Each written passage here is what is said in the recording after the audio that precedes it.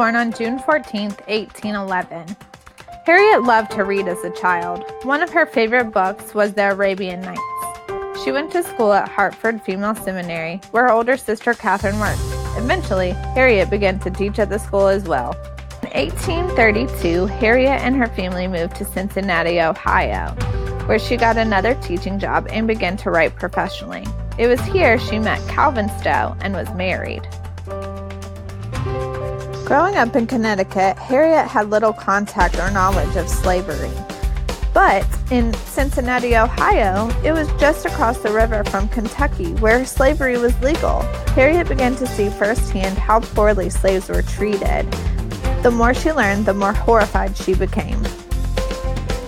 In 1851, Harriet began writing a book to help people in the North understand the realities of slavery.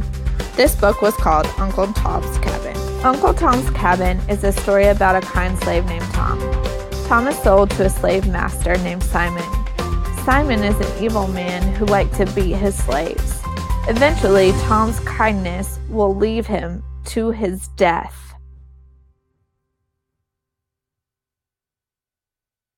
The book became a national bestseller. It was not only popular in the United States, but around the world, and encouraged many people to join as abolitionists.